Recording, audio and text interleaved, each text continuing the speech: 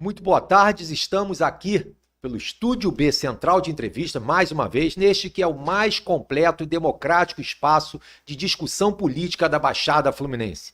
Mais uma vez, vamos estar aqui discutindo a política regional, a política da Baixada e também a política do Estado, do Rio de Janeiro e do Brasil. É com imenso prazer que recebemos hoje aqui, para ser o nosso entrevistado, André Siciliano, deputado estadual e que nestas eleições está concorrendo à vaga de Senado pelo Estado do Rio de Janeiro. O advogado André Luiz Siciliano tem 54 anos, é casado com a médica Ludmila e pai da Júlia e do Andrezinho, este candidato também nessas eleições para deputado estadual.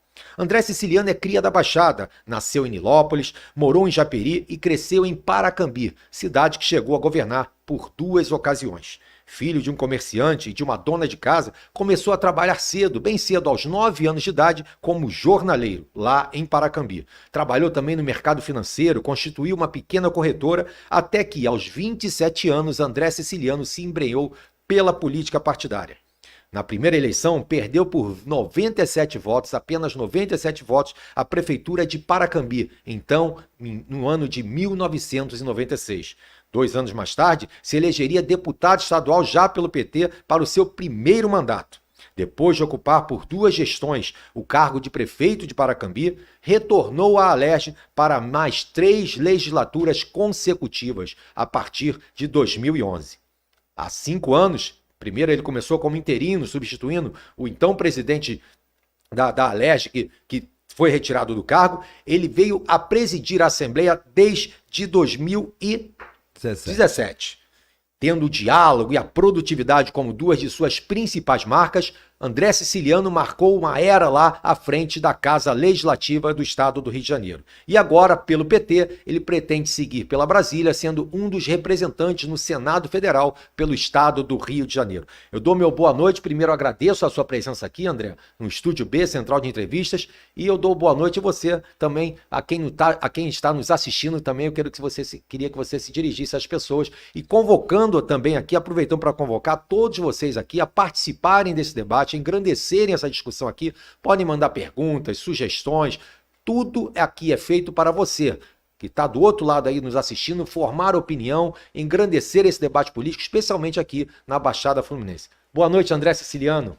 Seja bem-vindo. Boa tarde, Marlon. Boa tarde. Boa noite, não é verdade? Boa tarde, porque a gente geralmente faz aqui a partir de 18 ou 19 horas, mas é boa tarde. Boa tarde, André Siciliano. Então, quero agradecer aqui a atenção, Marlon, dizer da importância do Estúdio B, não só para a Baixada Fluminense, mas como um veículo para todo o estado do Rio de Janeiro. E é fundamental que a gente possa ter na Baixada Fluminense programas assim de qualidade como o Estúdio B. Então, vocês estão de parabéns. Para mim é uma honra estar aqui. Obrigado. Você que bate no peito e com orgulho diz que é cria da Baixada, nada mais natural que vem aqui às dependências do Estúdio B. Para começar, André, quem está nos assistindo aqui, você certamente é muito conhecido, está muito familiarizado, especialmente com a população fluminense aqui, desse pedaço do estado do Rio de Janeiro, que é a Baixada Fluminense, mas eu queria que você se apresentasse um pouco, como é que foi um pouco a sua trajetória até chegar à política, até agora ser um candidato do PT ao Senado da República. Então, você já falou, eu nasci em Nilópolis, e muito novo para Japeri, por volta de 3 anos. Fiquei 1 ano e pouquinho em Japeri. E depois, a minha infância e minha juventude, eu passei em Paracambi. E eu sempre trabalhei muito cedo, né? Eu comecei a trabalhar aos 9 anos de idade. Eu era jornaleiro na cidade de Paracambi. Depois, de 10 para 11, eu ficava na loja do meu tio Mário Siciliano. Tinha uma joalheria, relojoaria na cidade. E também vendia disco nessa loja. Era uma loja grande. Então, talvez aí venha a paixão sua pela música. Pela música, com certeza. Muito também eu vi muito em casa, né? Meus pais, desde sempre, também gostam muito de música e eu fui criado num ambiente musical. E eu trabalho desde cedo, com 17 anos fui trabalhar no Rio de Janeiro, e eu pegava o trem em Paracambi, 5h25 da manhã, parava em Japeri, pegava o trem para Central e trabalhava até o final da tarde. À tarde eu pegava o trem e ia para Santíssimo, onde eu fiz escola técnica, a ETERJ, em Santíssimo, e trabalhando, e montei uma distribuidora de valores imobiliários, uma DTVM distribuidora, uma corretora, mas sempre muito ligado à Baixada Fluminense, sempre muito ligado em Paracambi, né? Eu cresci lendo os livros, trocando disco com os amigos que também trabalhavam fora da cidade de Paracambi. Alguns voltavam durante a semana, durante os dias da semana, outros voltavam nos finais de semana. E a gente sempre muito ávido para melhorar a cidade. A cidade de Paracambi, ela nasce em torno de uma vila operária da fábrica de tecido chamada Brasil Industrial, uma fábrica de tecido que em 1910 tinha mais de 5.000 operários, para você ter uma ideia do tamanho que era a fábrica, né? Então a cidade tinha pleno emprego, a cidade vivia momentos bons, mas na década de 60 e 70 foi perdendo até que com a abertura da economia no início dos anos 90, a gente teve a concorrência da indústria chinesa na área têxtil e exatamente. quebrou as duas empresas têxteis da cidade. Na verdade, uma fechou e a outra, por conta também da concorrência, ela teve problemas financeiros mais à frente. Mas a cidade, e que eu tive orgulho de ser prefeito, é uma cidade muito acolhedora da Baixada Fluminense. É a última cidade que faz ali divisa com Piraí, com Engenheiro Paulo de Fronten, com Miguel Pereira. É a cidade de Paracambi. O ramal ali da Dutra é a última cidade da Baixada Fluminense, Isso, né? Nós temos ali o trenzinho que sai de Paracambi para Japeri, que faz ali... E por que a entrada na política, como se deu? Ainda com cerca de 26, 27 anos, foi Na isso? verdade, na cidade de Paracambi, nós, com esse desejo de mudança, nós fizemos uma aliança no ano de 92, PT e PDT, onde elegemos o prefeito e não foi aquilo que a gente esperou. E aquela coisa, né? Às vezes você fica sempre criticando, é mais fácil criticar do que você botar a cara a tapa. E eu falei, não, eu quero entrar na política, tive 8 convites para ser candidato a prefeito, no ano de 95. Eu fui candidato e, como você mesmo falou aí... Por 97 votos. A primeira eleição que eu disputei, uma eleição muito bonita, uma eleição que mexeu muito com a cidade. Não cheguei lá, foi uma vitória política, mas foi uma derrota eleitoral. Sim. E Deus sabe todas as coisas, né? Não ganho a eleição de 96, mas me elejo deputado em 98, deputado estadual. Depois venho a prefeito em 2000, fui o prefeito mais votado da história da cidade de Paracambi. Faço 2 mandatos, 2 excepcionais mandatos. Depois volta para a LERJ, né? Depois volto. Mas eu fiz uma transformação, Marlon, lá na cidade de Paracambi, desde o primeiro momento que a gente entrou na administração, a gente botou a cidade para funcionar, né? Nós universalizamos a educação infantil, e isso foi fundamental, que ao entrar na administração e quando no início do ano letivo, nós tínhamos lá em 2001, fevereiro de 2001, alunos na 5ª, 6ª série que não sabiam ler e escrever, porque o prefeito anterior adotou aquele sistema de aprovação automático de ciclos, não foi bom para a cidade de Paracambi, e a gente universaliza a educação infantil, põe todas as crianças acima de 3 anos de idade na sala de aula, e a gente faz aula de reforço 2001, 2002, para que a gente pudesse erradicar o analfabetismo das séries. E a gente fez um trabalho muito bacana, Marlon. No segundo ano, a gente viu criança de 5 anos de idade copiando do quadro, lendo e escrevendo, coisa que é comum na rede particular. A educação Isso foi a base, deu um salto de qualidade lá na cidade de Paracambi, né? Isso foi a base da nossa atuação. Nós fizemos políticas públicas sempre pela educação e cultura, né? E a gente faz um trabalho muito bacana na área da saúde, na área de infraestrutura. Nós construímos 12 estações de tratamento de esgoto no período que eu fui prefeito na cidade de Paracambi.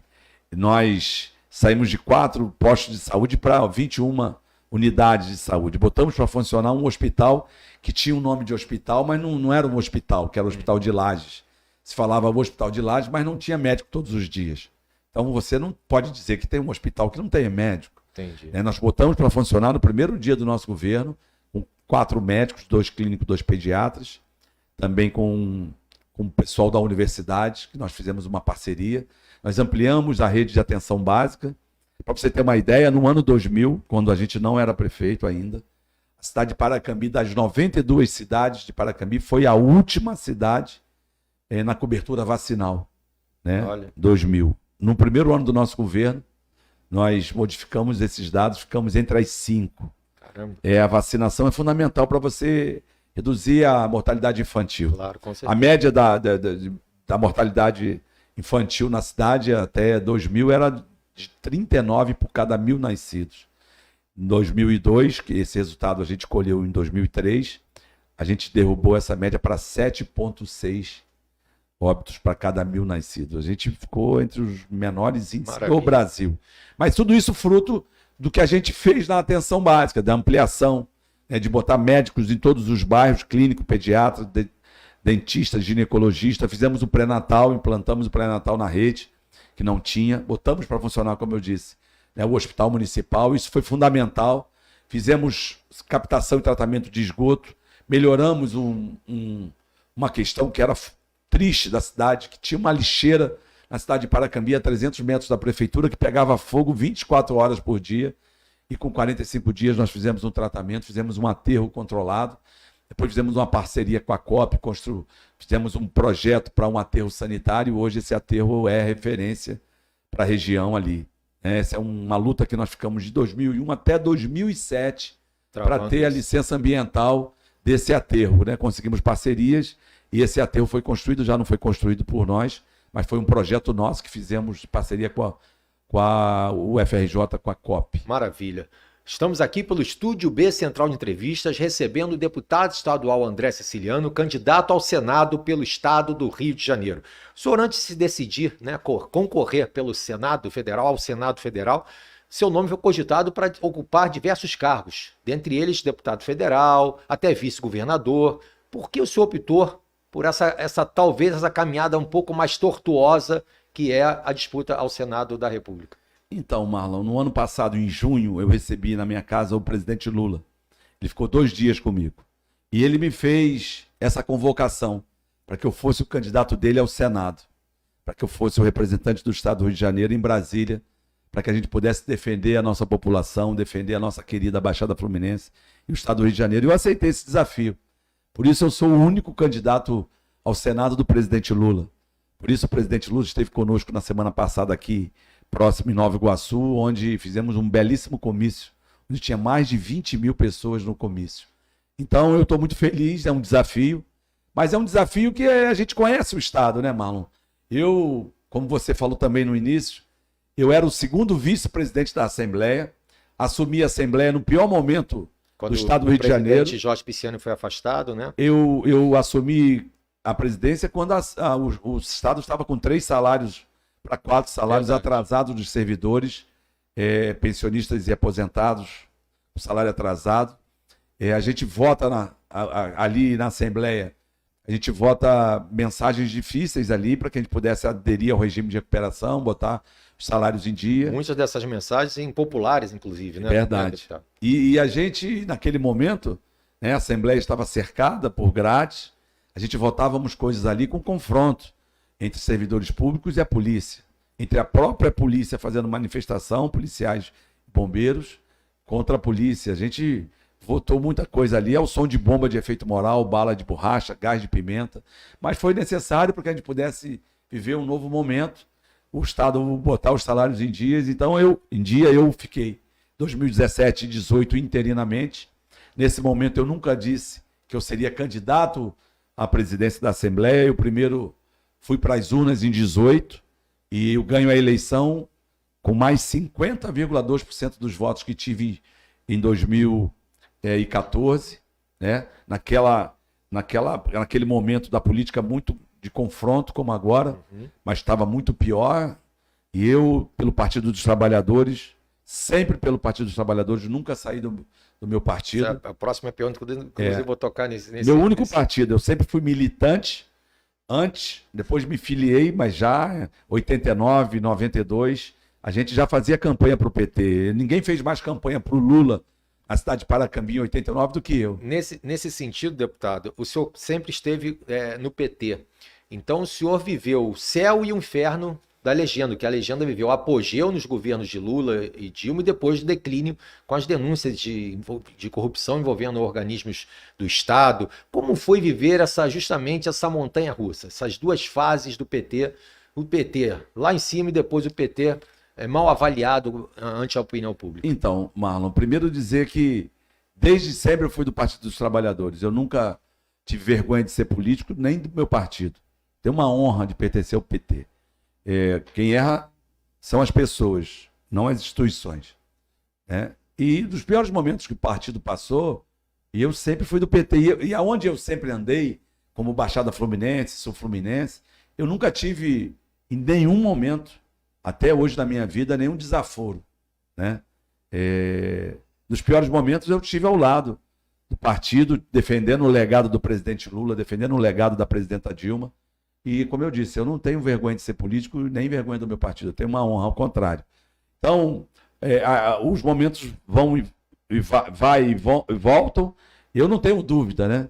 Nós vamos eleger o presidente Lula, o melhor presidente que esse país já teve. E quando o justo governa, Marlon, o povo se alegra. Né? No governo do presidente Lula, nós geramos mais de 20 milhões de empregos com carteira assinada. Na verdade, 22 milhões de empregos com carteira assinada. O povo tinha comida na mesa, tinha geladeira cheia, tinha alegria, podia fazer um churrasquinho no final de semana. Né? Isso faz o parte povo era da feliz. campanha do O povo teve ex-presidente crédito. Lula. O povo pôde comprar uma televisão, né? 46, 60 meses, pôde comprar geladeira, pôde comprar um automóvel em até 100 meses. O governo do presidente Lula pagou a dívida externa, botou o país dos trilhos. Quando o Lula assume, a dívida interna em relação ao percentual do PIB era mais de 60%. Quando sai é menos de 35%. Reduziu a dívida interna, pagou a dívida externa, ficou credor do FMI, o povo era alegre, vivia feliz. Nesse momento, o que a gente vê é o povo gemer, é o desemprego, é a fome, é o desalento, é esse ódio que a gente precisa acabar. O povo brasileiro é um povo alegre. Nós temos um exemplo ali do centro da cidade do Rio de Janeiro, ali na que a gente chama de Saara, né? Uhum. Buenos Aires, Alfândega, Avenida Passos, Senhor dos Passos. Isso. A gente tem ali a convivência entre judeus, árabes, palestinos, libaneses, tudo. Então a gente tem ali toda a cultura do mundo ali convivendo pacificamente. A gente nunca viu esse ódio, esse enfrentamento, essa coisa do sujeito tirar a vida do outro. No final de semana, o sujeito tirou a vida do outro na facada. Tentou cortar, decepar a cabeça no machado. Isso não é democracia, isso não é o povo brasileiro. O que a gente está vivendo, isso não é de Deus. Então, o que a gente precisa fazer, Marlon, é a gente votar no melhor presidente que esse país já teve. Presidente que botou o povo pobre, negro na universidade, que mais de 100 milhões de brasileiros que nunca tinham voado de avião voltou para ver seus familiares, né, no Nordeste. Aqui, Marlon, nós temos hoje, segundo o IBGE, 3 milhões e 900 mil habitantes na Baixada Fluminense. Nos 13 municípios. Mas nós sabemos que nós temos muito mais de 4 milhões. Subdimensionados. Os números são subdimensionados. É o IBGE que já não está atualizado desde 2010. Isso. Mas se nós voltarmos um pouquinho no passado, a Baixada Fluminense era uma grande área rural. Né? Nós tínhamos aqui em 1940 184 mil moradores. 1940, 184 mil moradores. 40 anos depois, em 1980, a nossa população salta para 2 milhões e 500 mil habitantes. E hoje temos 3 milhões e 900 mil habitantes, segundo o IBGE. Mas nós sabemos que nós temos muito mais de 4 milhões. Né? Então a nossa região cresceu muito sem infraestrutura, desordenadamente. Porque muitos vieram, inclusive, do Nordeste para cá. Nós temos um povo aqui muito alegre na Baixada Fluminense, e muitos vieram, portugueses, espanhóis, italianos, vieram de outros países, mas muitos migraram, em especial do Nordeste. Sim. Então, a nossa população aqui, uma população que cresceu muito, explodiu, eu diria, em 40, 50 anos, e muito sem infraestrutura. Então, o Brasil tem uma dívida com a Baixada Fluminense, uma dívida que precisa ser paga, e essa dívida será paga com investimentos públicos, com investimentos no transporte público, na mobilidade, com investimentos em áreas industriais, porque a gente precisa gerar um emprego aqui na Baixada, para que o nosso povo não tenha que sair aqui de madrugada, como eu saí, para trabalhar fora e chegar muito tarde. Eu chegava à meia-noite e meia, 1h, e acordava no outro dia, 4h30, para pegar o trem de 5h25 na cidade de Paracambi, para trabalhar no Rio, estudar no Rio. Então, nós precisamos gerar oportunidade de empregos à nossa Baixada. E nós temos feito uma discussão, Marlon, através do Fundo Soberano, uma lei minha que eu criei Eu queria depois tocar nessa no ano questão passado, porque a do gente Fundo precisa ter Soberano. oportunidade aqui na Vamos Baixada chegar Fluminense. nessa pergunta dos seus pacotes de leis, que não foram poucos lá na LERJ, e vamos tocar na questão do Fundo Soberano. Estamos aqui nesta tarde recebendo André Siciliano no Estúdio B, ele que é candidato ao Senado pelo estado do Rio de Janeiro pelo PT. Os amigos, André, costumam lhe atribuir uma capacidade muito grande de diálogo, mesmo com os opositores, mesmo com aqueles que têm ideias contrárias, muitas vezes, às suas. Já os críticos lhe atribuem uma certa falta de contundência em algumas questões, especialmente na relação com o governo do Estado, na recente relação com o governo do Estado. Na sua opinião, os críticos têm mais razão ou aqueles que são os amigos têm mais razão? Não, na verdade, eu respeito a opinião contrária, democracia é isso. Mas é uma virtude conversar com todo mundo. No parlamento, você pega o dissenso e faz um consenso. A gente aprovou coisas difíceis no parlamento. Nós avançamos muito nos anos de 17, 18 e 19 em relação à legislação que nós votamos para melhorar a arrecadação do Estado. Sempre com muito diálogo, né? E isso possibilitou, 17 e 18, pavimentou a minha eleição de presidente. Meu partido elege 3 parlamentares de 70, Marlon. E eu sou candidato único. Não fui eleito unanimemente. Eu fui candidato único. É diferente de ter tido o voto do bolsonarista, né? E o diálogo, isso é uma virtude, ainda mais no Brasil, como hoje, com essa polarização, a gente precisa, no parlamento e, se Deus quiser, no Senado, eu quero ser o senador que vai criar a maioria para o presidente Lula, que vai construir essa maioria no Senado Federal. Porque esse ano nós vamos renovar 1/3 do plenário do Senado. Em 2018 foram 2/3. Foram 54 senadores que se elegeram em 2018. E agora vamos ter apenas 27. Então a gente precisa da governabilidade ao presidente Lula. E ele, quando me convida para ser candidato a senador, ele sabe, né, dessa capacidade nossa de dialogar. Ele conhece a gente. Ele esteve na prefeitura de Paracambi, inaugurando uma escola técnica comigo no ano de 2006. Ele conhece o trabalho que eu fiz na educação, na saúde, no desenvolvimento econômico na cidade de Paracambi. Então ele sabe da nossa capacidade de dialogar. Ele precisa disso. Ele precisa de alguém lá no Senado que não vai tirar o pé da bola dividida. Quando ele diz que eu sou o único candidato ao Senado dele aqui, como gravou várias vezes para mim, porque ele sabe que eu vou estar ao lado dele, Marlon, nos piores momentos e nos melhores momentos, né? Porque ser governo você tem que governar para a maioria e você não agrada a todo mundo.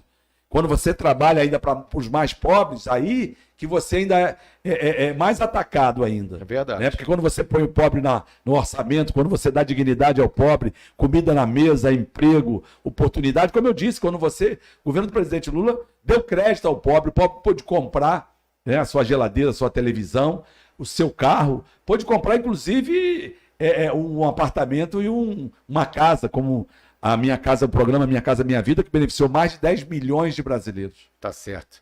Nessas eleições, o senhor tem adversários de peso na corrida, né, rumo ao Senado. Dentre eles, o baixinho Romário, né, que é o atual senador e tenta a reeleição. O senhor acha que ele foi um bom representante nessa legislatura lá em Brasília, defendendo os interesses do Estado do Rio de Janeiro, defendendo o povo fluminense? E além dele, eu queria que o senhor também falasse um pouco dos outros candidatos que estão nessa mesma disputa rumo ao Senado lá da República.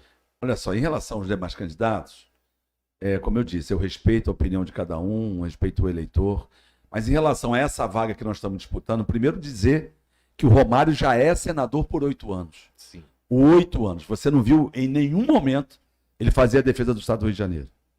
Agora ele vai para a televisão e mente, porque ele diz que mandou mais de 400 milhões de reais para o Rio de Janeiro. Bem, se você pegar o empenho dele e pegar os recursos liberados, você vai ver que foi da ordem de 50 milhões de reais os recursos liberados. E é da ordem de 97 milhões de reais. Então seriam 8 vezes menos, é isso? Muito. Você pega o portal de transparência que você vai ver. Ele está dizendo, eu vi uma entrevista, que a diferença disso está nas verbas secretas. Mas ele precisa dizer para onde foi as verbas. Secreta, ninguém tem conhecimento. Não, porque se ele falar que é 1 bilhão, a gente tem que acreditar. Porque ele há 1 mês e meio atrás falava que era 200 milhões que ele tinha trazido para o Rio. Agora fala em 400 milhões. Ou ele está mentindo ou está escondendo, né? Ele não fez em nenhum momento a defesa do Estado do Rio de Janeiro. O que nós vimos lá agora, por exemplo, no último ano? Nós vimos o Congresso aprovar que o governo tem que investir para criar 8 mil megawatts de energia no Centro-Oeste, no Norte e no Nordeste. Ora, são energia termoelétrica, que usa o gás para transformar em energia. O gás está aqui no Rio de Janeiro.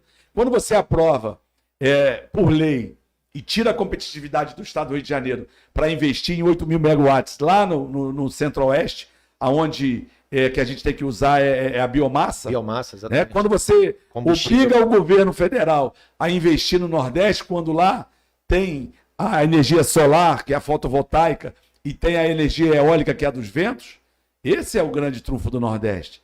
Você levar o gás do Rio de Janeiro, que é o maior produtor do gás do Brasil, para o Centro-Oeste, Norte e Nordeste, é você subsidiar.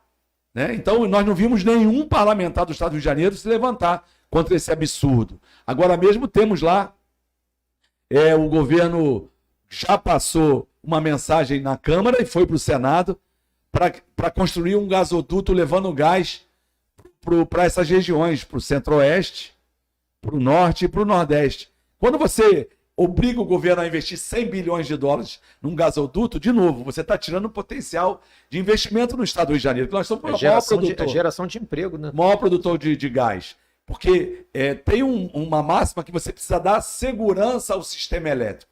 Para você dar segurança ao sistema elétrico, você tem que jogar energia nova nos grandes centros consumidores. E o grande centro consumidor, onde você entende que vai ter uma demanda crescente, é na região sudeste. Sim. Então tem tudo a ver construir termoelétricas no Rio de Janeiro, que a gente tem o gás aqui, inclusive você levar o gás, tem o transporte do gás no gasoduto. E isso encarece a energia. E estando no Rio de Janeiro, você está do lado, o gasoduto está do lado da produção. Então, quando o Congresso aprova a obrigação de investir em termoelétricas lá, a nossa bancada engoliu mosca. Quando o Congresso aprova lá na Câmara, e agora foi para o Senado, na verdade a Câmara aprovou e foi para o Senado, a obrigação de gastar mais de 100 bilhões de reais na construção do gasoduto, você está tirando competitividade do Rio. Nós não vimos nenhum senador, muito menos o senador Romário, defender o Estado do Rio de Janeiro. Então, essa coisa agora dele estar dizendo que ele trouxe recurso, ele precisa dizer para onde foi o recurso. Porque o que a gente sabe é que liberou só 50 milhões de reais, na verdade 52 milhões de reais, das emendas dele, que é muito pouco para um senador ficar 8 anos lá. Imagina, ele quer ficar mais 8 anos. Mais 8 anos. Lembrando que quem está nos assistindo aqui, essa vaga, geralmente não, sempre essa é uma única vaga. Já temos lá 2 senadores, Carlos Portinho e o Flávio Bolsonaro, que permanecerão no Senado, e agora a vaga a ser renovada é justamente a vaga que Romário ocupou pelos últimos 8 anos, não é isso? Não, na verdade ele já é senador há 8 anos, o povo não sabe, a sua grande maioria. Fez nada pelo Estado do Rio de Janeiro. A gente reconhece que ele foi um belo jogador de futebol, fez muitos gols. O senhor até citou que dentro de campo, dentro das 4 linhas, fez muito gol, mas fora dele foi mais canelada, é isso? Ele está perdendo muitos gols e o Estado do Rio de Janeiro não pode perder. Então, mais que isso, né, dar mais 8 anos para ele é dizer que ele vai ficar lá 16 anos. 16 anos você tem um filho, ele fica adolescente. 16 anos é muito tempo, Marlon, para um parlamentar ficar no Senado sem nenhuma produtividade. Se você olhar o nosso trabalho na Assembleia Legislativa, nós temos feito uma economia de mais de 500 milhões de reais por ano, devolvendo para o Estado. A próxima pergunta, inclusive, nós estamos já recebendo muitas perguntas aqui, a direção aqui do programa está me passando aqui no ponto, já vamos começar a abrir para as perguntas dos internautas, a quem está nos assistindo. Eu agradeço a imensa audiência que estamos tendo hoje aqui com o André Siciliano, deputado estadual, candidato ao Senado pelo Rio de Janeiro. A próxima pergunta, inclusive, é tocando nesse ponto. Pegando o gancho aí do Romário, quais seriam os grandes gols que o senhor avalia que o André Siciliano fez lá à frente da Assembleia Legislativa? Então, eu assumo em 17 e 18, 19, 20, 21, a nossa média de economia, com corte de despesa com o pessoal, é da ordem de 11%. E não sou eu que estou dizendo. É o regime de recuperação. A gente tem cortado gastos anualmente a média de 11%. A gente deu mais transparência à Assembleia. Em 18, por exemplo, nós devolvemos 430 milhões para o governador Dornelles pagar a folha de dezembro. Em 19 e 20, A Assembleia pagou a contratação, né, o chamamento de 3.000 policiais militares que estavam aprovados no concurso de 2014. Nós chamamos policiais civis, papiloscopistas, oficiais de cartório. Nós ajudamos o Estado a pagar o salário 2019 e 2020. Nós, pela Assembleia, pagamos, né? A gente fez parceria com as universidades estaduais e federais do Estado do Rio de Janeiro, com transferência de recursos. A gente ajudou os municípios na pandemia em 2020, mandando recursos, dinheiro para os municípios, porque a economia tinha parado, você lembra? Sim. Na segunda quinzena de março, né? Depois a gente fez uma doação para a Fiocruz para atender os moradores das áreas mais pobres do Estado, 20 milhões de reais. Nós fizemos parceria com a Universidade UERJ, nós fizemos doações de 26 milhões de reais para uma nova sede do Colégio de Aplicação, fizemos doações para que eles pudessem adquirir mais de 12 mil tablets para apoiar os alunos naquele momento de pandemia. Nós doamos recursos para a UERJ para que pudesse dar assistência ao estudante.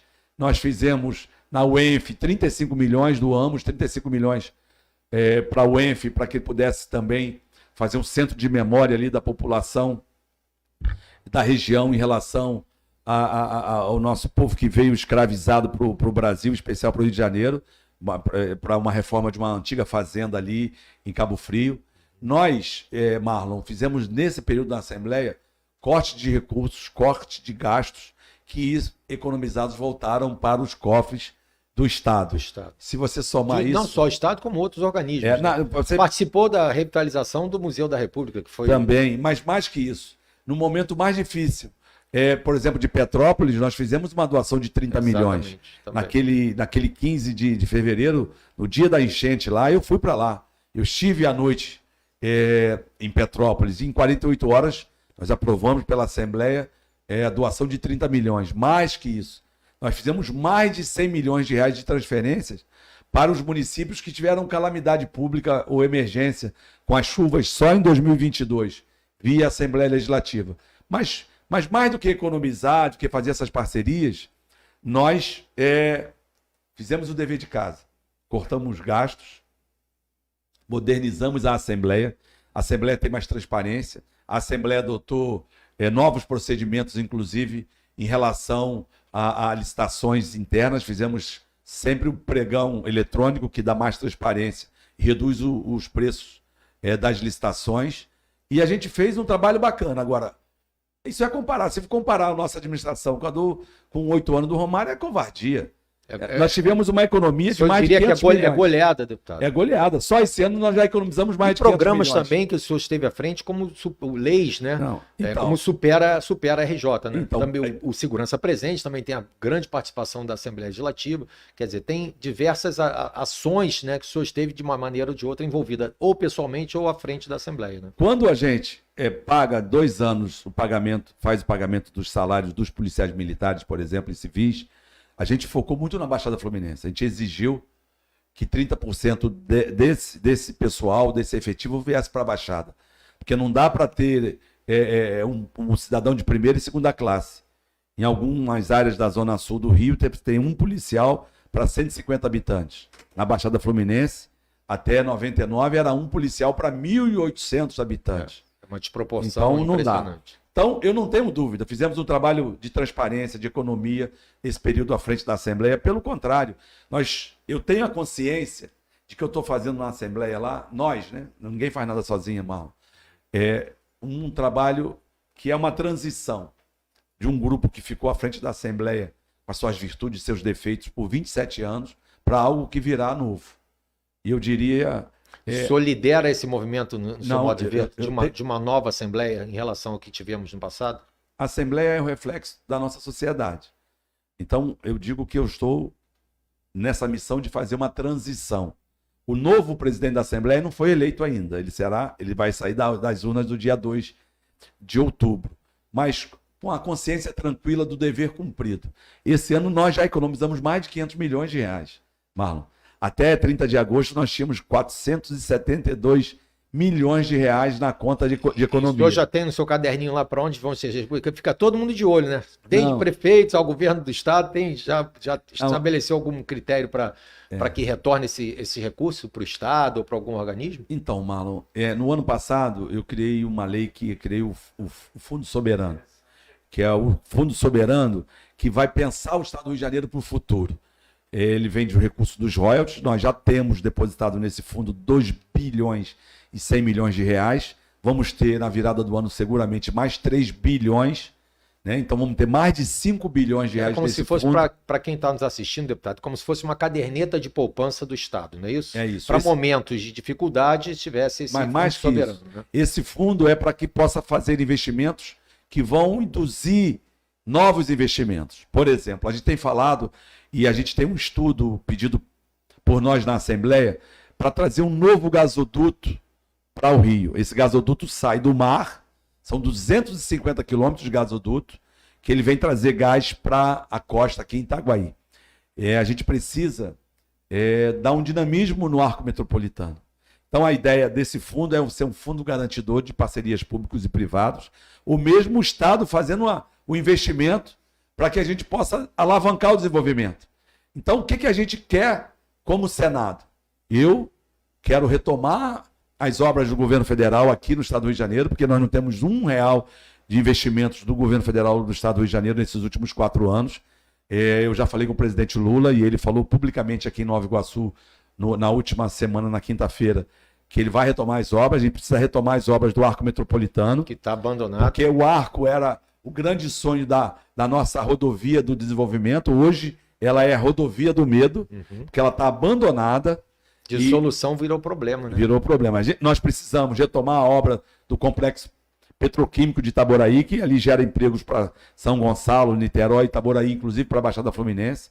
Nós temos um programa que é o do submarino, lá em Itaguaí, que chegou a ter mais de 35 mil empregos. Hoje tem menos de 3 mil empregos. Então a gente está falando muito de desenvolvimento econômico e social, trazer o gás do campo que a gente chama Campo de Bacalhau, na bacia do pré-sal, para Itaguaí. Com isso nós vamos ter gás ali para 2 siderúrgicas que estão ali no condomínio de Santa Cruz, que é divisa com Itaguaí. Temos lá a Térnio, temos lá a Gerdau, temos ali uma termoelétrica que hoje funciona a óleo combustível e com gás é um combustível que emite menos poluentes. Né? Então a gente tem ali 3 tomadores para esse gás, 2 siderúrgicas, nós temos ali a termoelétrica de Furnas, e de um total de 18 milhões de metros cúbicos dia, nós teríamos ali 7 a 8 milhões já de comprador desse gás.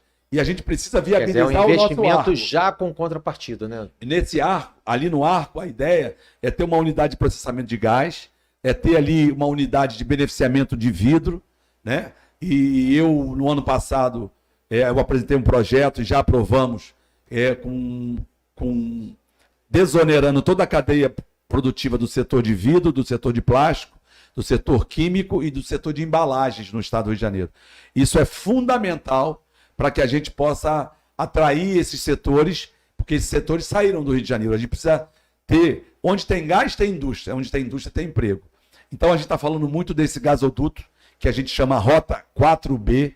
Nós já pedimos um estudo pela Assembleia Legislativa, estamos negociando com as empresas e com o próprio dono do campo, que chama Equinor, que é uma empresa. Tá que é Equinor, que é o campo de Bacalhau. Então nós vamos falar muito de emprego, emprego, emprego. Falar da volta dos financiamentos, dos aportes do governo federal em investimentos de infraestrutura no estado do Rio de Janeiro, porque a gente quer dar a oportunidade do emprego para as famílias, a gente quer voltar com a comida na mesa das pessoas. No Senado, deputado, as suas prioridades passariam justamente pela educação e pelo emprego? Seriam as principais bandeiras do senador André Siciliano, se eleito? Primeiro é o compromisso com o presidente Lula de retomar as obras federais, que com isso, já de imediato, a gente pode gerar mais de 100 mil empregos nos primeiros meses de 2023. A gente tem um compromisso que a gente viu na pandemia, o descaso do governo Bolsonaro com a rede de hospitais federais.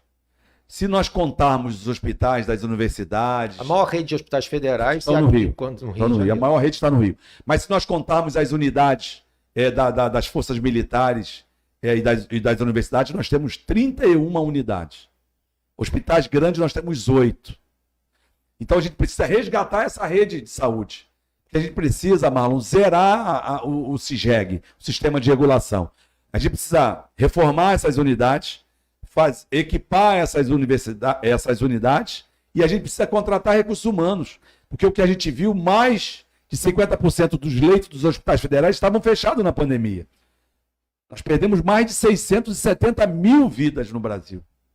Especialmente no Rio, que teve a média maior foi no Rio de Janeiro. Então, o que a gente precisa é estruturar essa rede dos hospitais federais com investimentos para que a gente possa zerar esse sistema de regulação, principalmente de exames e cirurgia.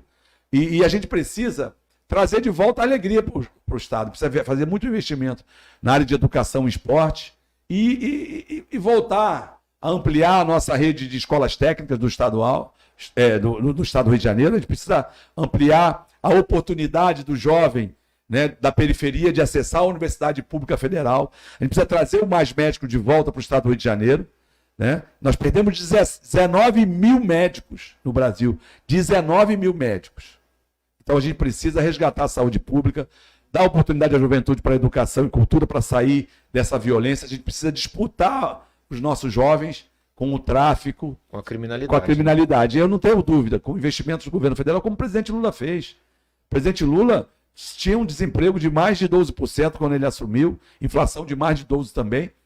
O desemprego veio a 4,6%, 4,6% da população.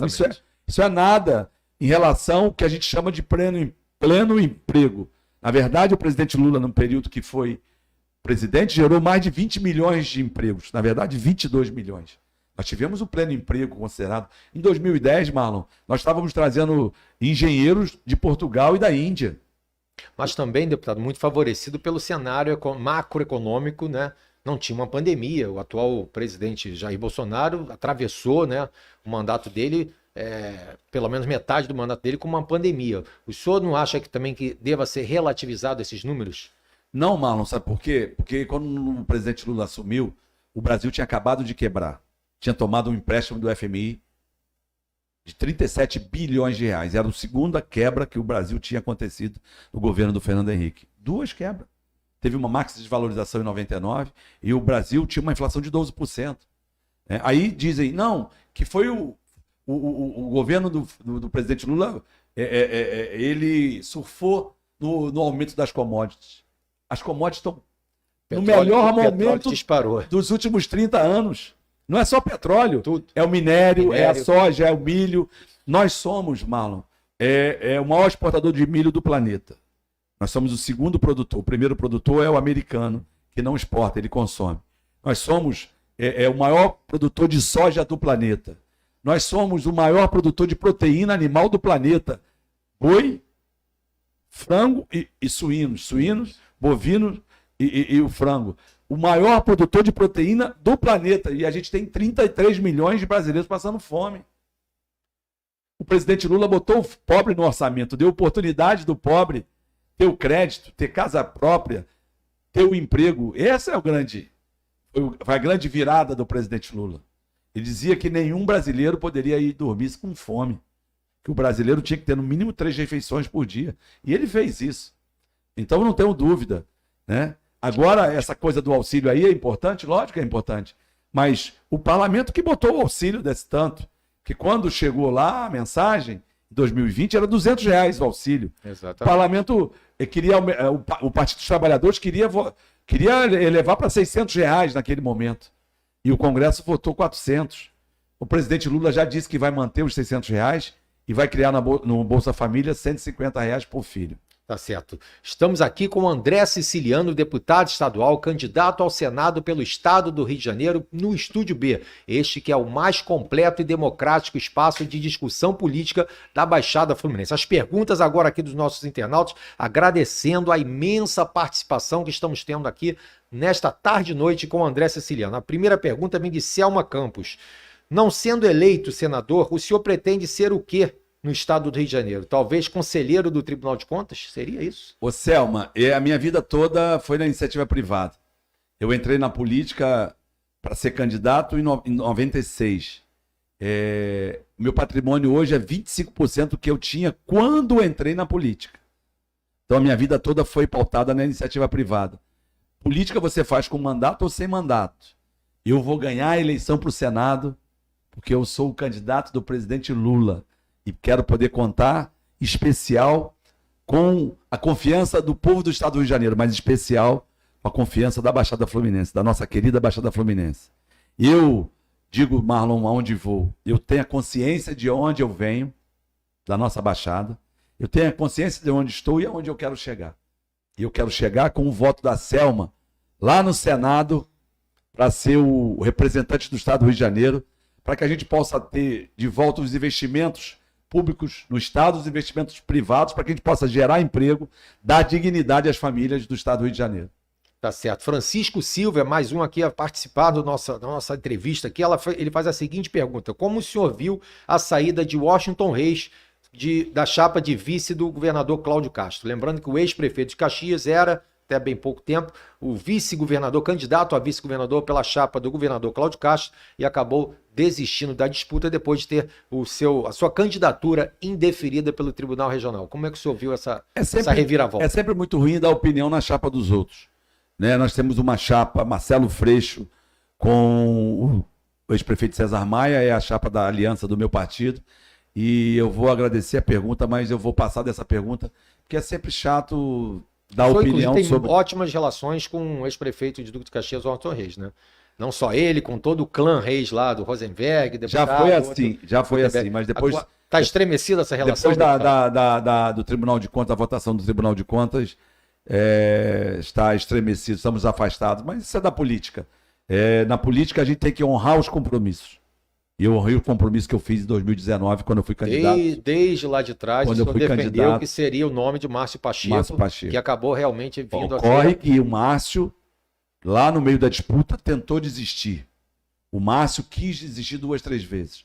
E ao final, antes da votação, ele estava pensando também em ser um candidato para perder. Eu disse, para perder você não será candidato. Mas isso já passou, vamos olhar para frente. A política, cada 2 anos tem eleição, sem problema. Isso pode voltar a ficar mais ameno, essa relação, o senhor avalia? Na política, a gente tem que olhar para frente. Na política, pode trás. Tudo, menos deixar de conversar. O político tem que conversar. Hoje aqui, em relação a sua... inclusive bate no peito com orgulho, sendo cria da Baixada, tendo ótimas relações aqui na Baixada Fluminense, a sua relação hoje seria mais próxima de prefeitos como Vaguinho, presidente do União Brasil, do que propriamente... Tem uma relação com o Vaguinho boa, excelente. Tem muita relação com o Jorge Mesquita, tem uma ótima relação em Queimados, tem uma ótima relação em Itaguaí, Seropédica. Na verdade, a gente tem uma relação boa com todos os candidatos, todos os prefeitos, né? Em especial o Nova Iguaçu, né? Onde os filhos dele foram criados na minha casa, meus filhos na casa do Rogério. A gente tem uma relação muito bacana. Mas a gente respeita todos os prefeitos, independente de estarem na Baixada ou não. A gente tem uma relação institucional, a gente ajudou muito os prefeitos nos piores momentos, em especial no momento da pandemia, né? Porque 2017 e 2018 foram 2 anos difíceis. Tá certo. Que 19 e 20 não foram diferentes. Difícil, exatamente. E a gente ajudou muito. Foram por outras razões, mas também difíceis. Mais né? difíceis. É que às vezes as pessoas esquecem um pouco que a pandemia foi muito determinante, mas o período anterior à pandemia também já fora bem difícil. Estava com uma crise grande. De caixa muito grande. E eu disse já no início da entrevista, nós fizemos modificações na legislação da arrecadação, que melhorou muito a arrecadação a partir de 2020. A minha pergunta aqui vai ao encontro aqui do Thales Cabral também, que participa aqui da nossa entrevista. O senhor não avalia que seria mais natural a esquerda caminhar em torno de um único candidato agora ao Senado Federal e não com pelo menos duas candidaturas fortes, como a do senhor e do deputado federal Alessandro Molon pelo PSB? É o Thales Cabral também fazendo uma pergunta neste sentido. Então, Thales, nós tínhamos um compromisso, na verdade, o PT nacional com o PSB nacional, de ter um único candidato ao Senado. O PSB indicaria o candidato ao governo e o PT indicaria ao Senado. Isso foi um compromisso da direção nacional do PT com o PSB.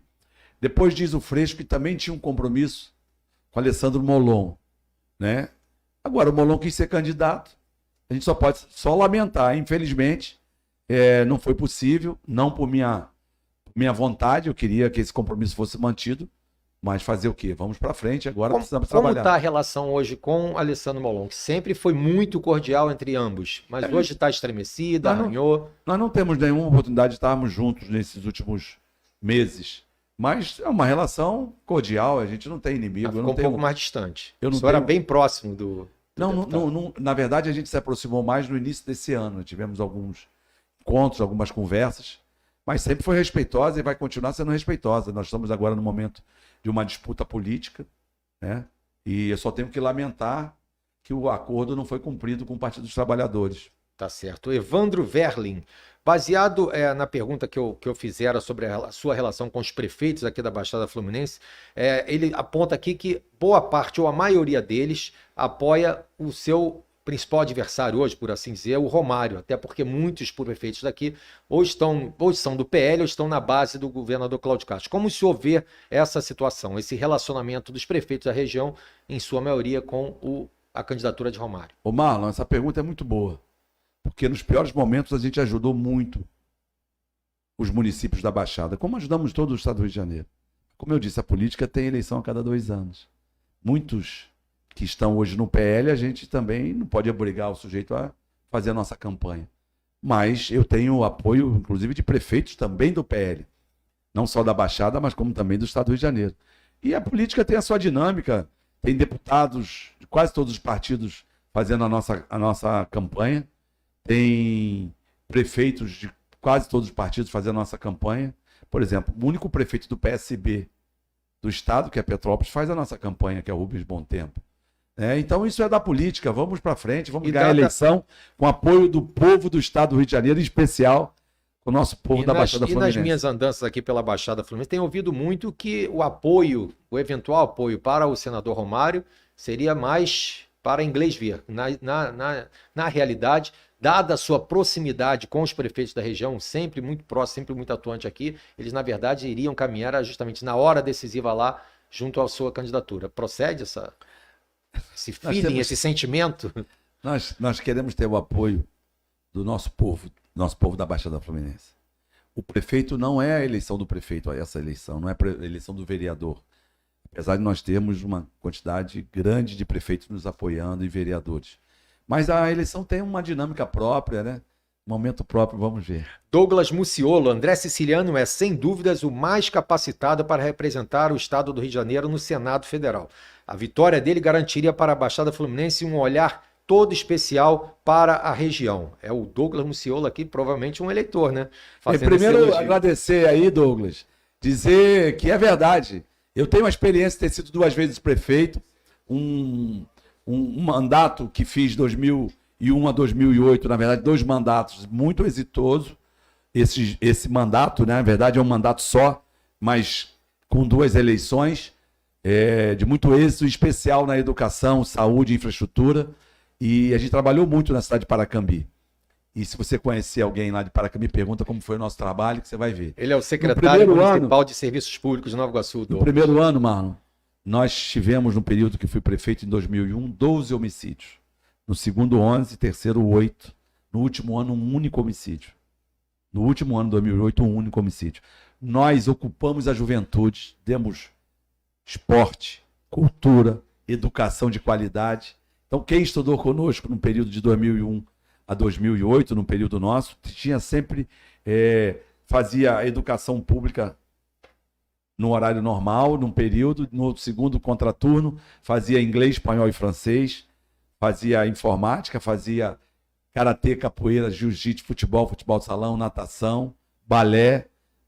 A gente ocupou a juventude e isso fez com que o homicídio, como eu disse agora aqui, saísse de 12 para um único homicídio no último ano. Isso é o reflexo do trabalho que nós fizemos. Agora, como parlamentar, eu tenho mais de 400 leis.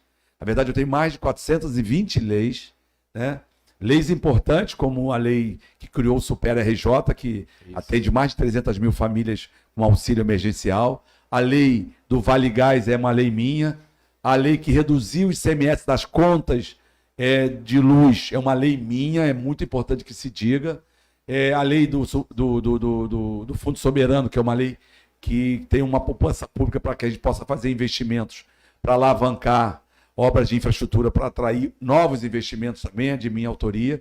Eu sou autor da lei do incentivo à cultura, o esporte, é a lei que é uma lei que é sucesso, que é a melhor lei de incentivo fiscal via ICMS do Brasil.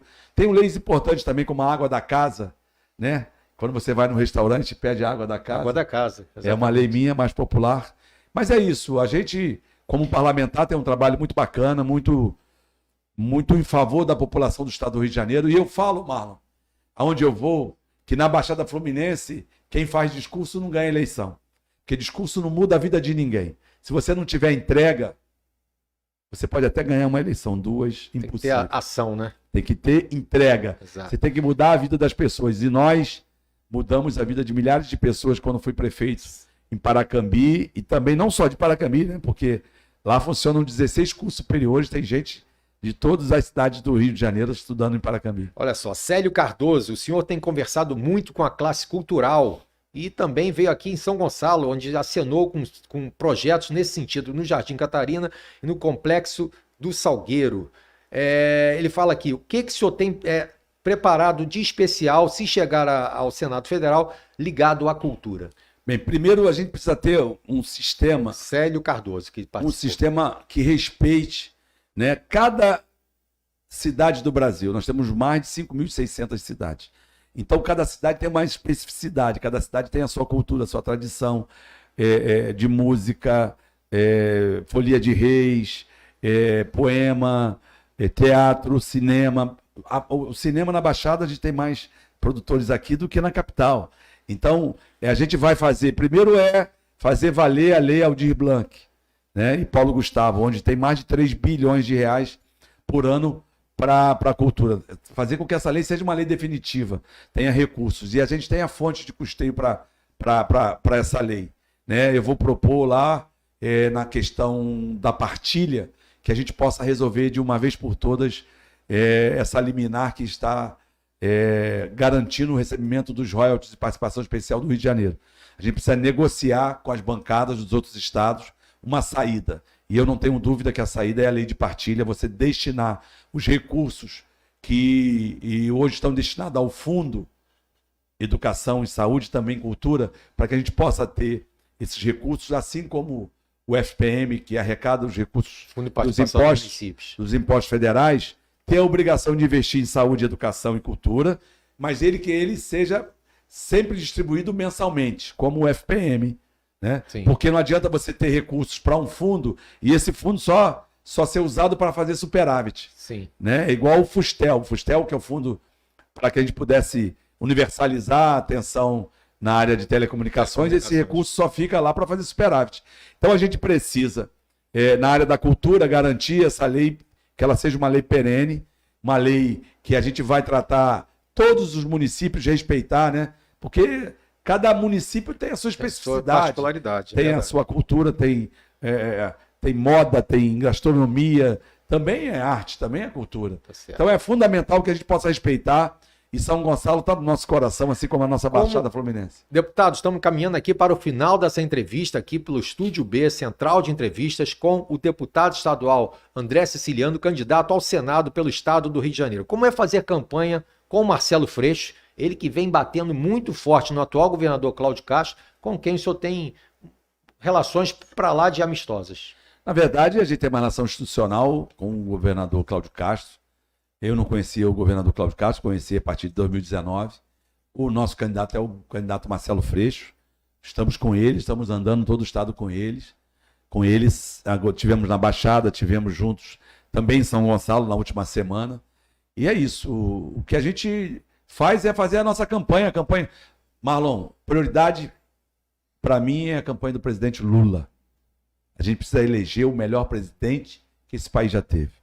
Né? Nós precisamos ter no Congresso Nacional uma bancada forte para que ele possa defender o presidente Lula e o governo do presidente Lula. E aqui o nosso candidato é o Marcelo Freixo. Eu acho que o Marcelo Freixo pode romper com essa violência que assola o estado do Rio de Janeiro. Como o senhor avalia a gestão do atual governador Cláudio Castro, candidato à reeleição? Então, toda vez que eu dou entrevista, eles querem dar o que eu faço avaliação, que eu dê qual é a nota.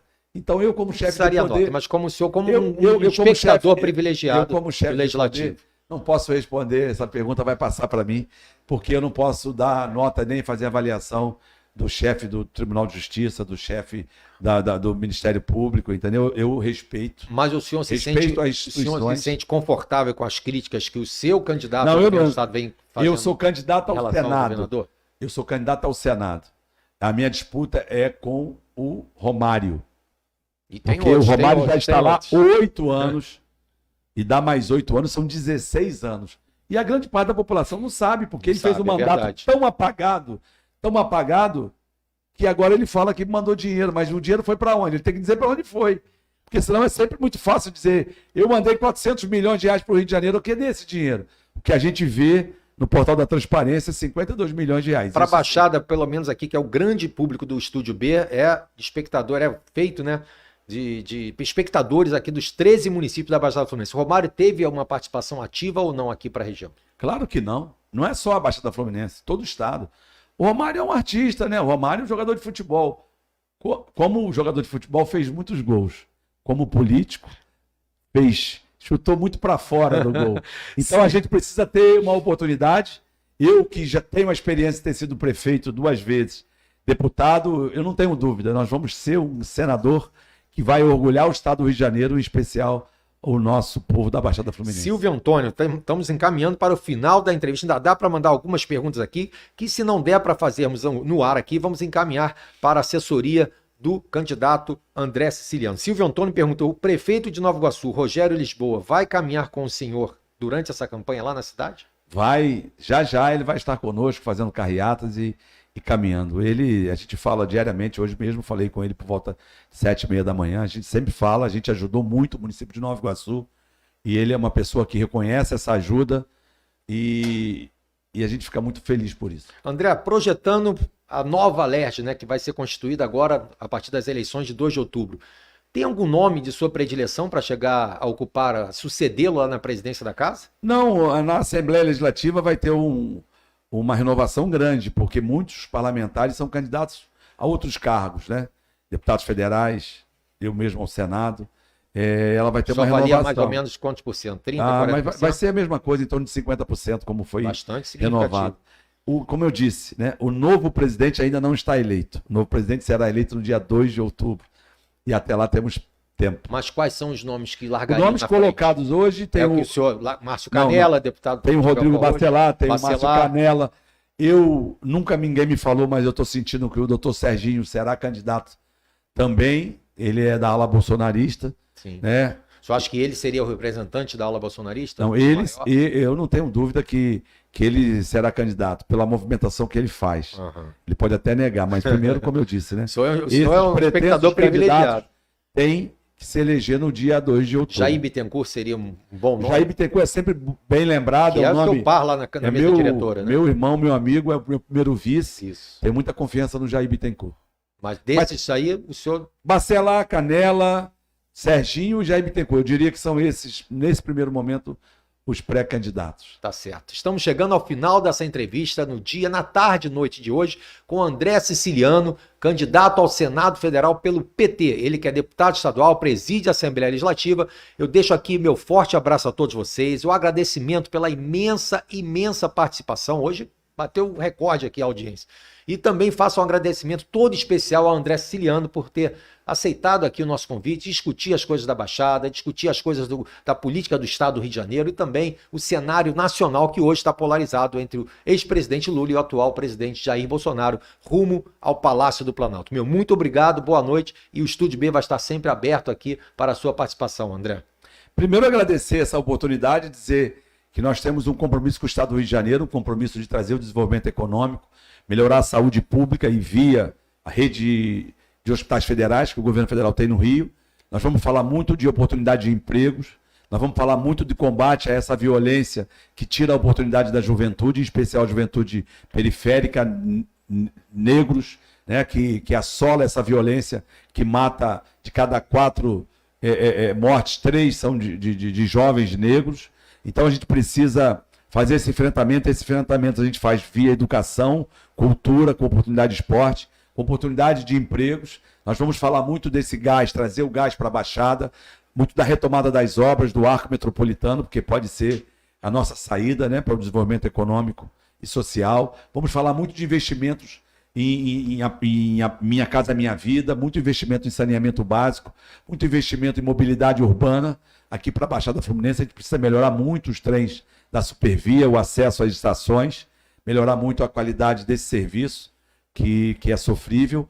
Né? Nós precisamos falar de oportunidade. Falar de oportunidade é falar de emprego, é falar de educação. A gente precisa botar comida na mesa das famílias que hoje não tem. Tem muitas famílias aqui passando fome. Então é isso. O presidente Lula tem falado comigo constantemente em relação ao Estado do Rio de Janeiro.